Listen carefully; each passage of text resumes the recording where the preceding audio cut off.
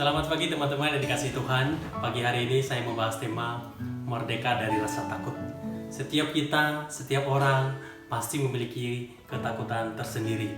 Ada orang takut gagal, ada orang takut ditolak, ada orang takut tidak diterima di masyarakat, ada orang takut hasil pencapaian, hasil karyanya tidak dihargai oleh orang lain, atau ada orang takut atau siswa takut nilainya jelek, tidak naik kelas.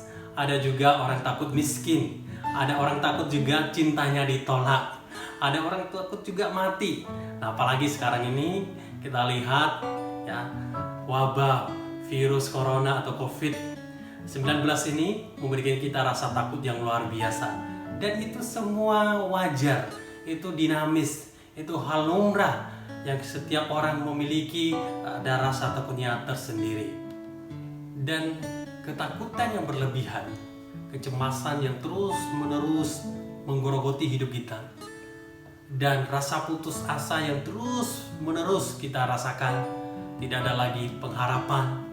Sesungguhnya itu adalah rasa takut yang dikerjakan atau intimidasi dari roh si jahat yang membuat kita semakin hari bisa jadi semakin jauh dari Tuhan, tidak lagi percaya kepada Tuhan.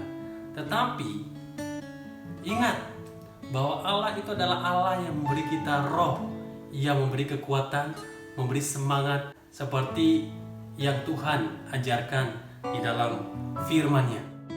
Di dalam 2 Timotius 1 ayat 7 firman Tuhan berkata, sebab Allah memberikan kepada kita bukan roh ketakutan, melainkan roh yang membangkitkan kekuatan, kasih, dan ketertiban. Dari firman ini ada 3 poin yang perlu saya sampaikan. Yang pertama adalah Allah memberi kita roh yang membangkitkan kekuatan.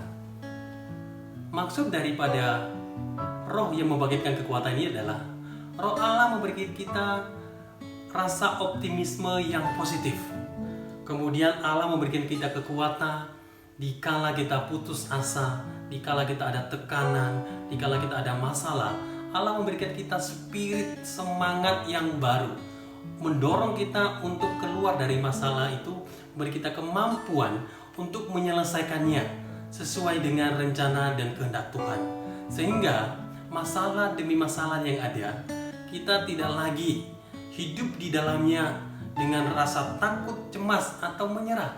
Karena ada roh Allah yang mampu menolong kita, membantu kita untuk keluar, bahkan menyelesaikannya sesuai dengan kekuatan dan anugerah dan kehendaknya Tuhan.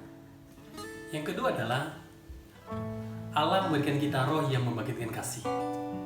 Artinya ketika manusia jatuh dalam dosa, mereka kehilangan kemuliaan Allah, tidak lagi mencari Tuhan, tidak lagi melakukan kehendak Tuhan, apalagi mengasihi dan mencintai orang lain.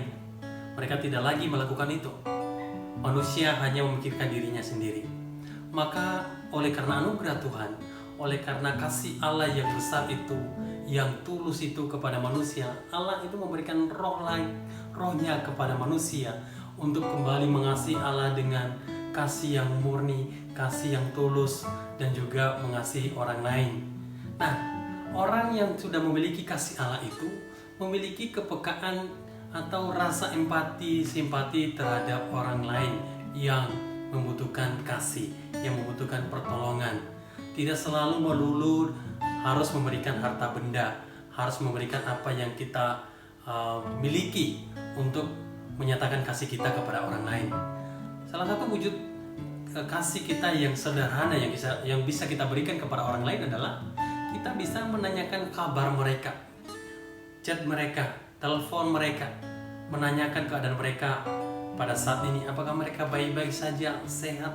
Bila perlu kita mendoakan mereka satu persatu, menanyakan pergumulan mereka.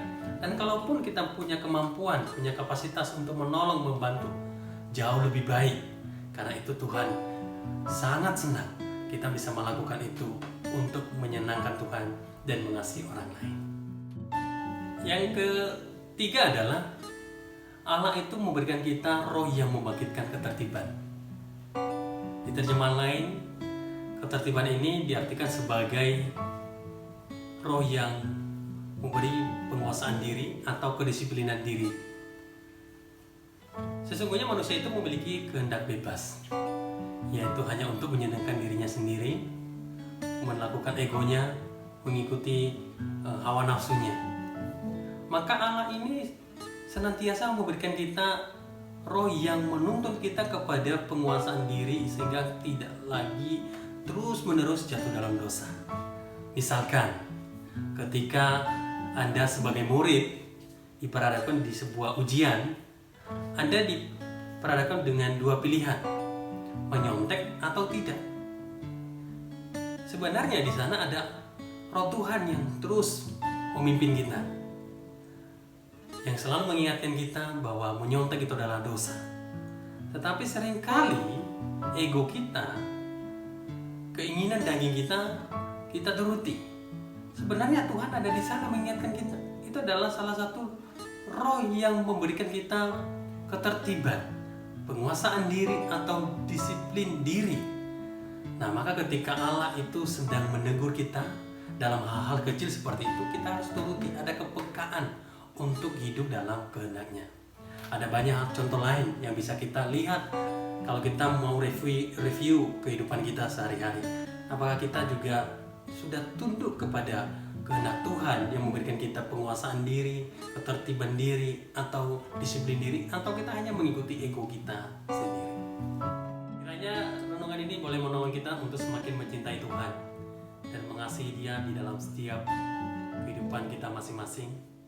Dan kita terus meyakini bahwa Allah itu telah memberikan rohnya kepada kita yang membangkitkan kekuatan, kasih, ketertiban, dan kedisiplinan diri.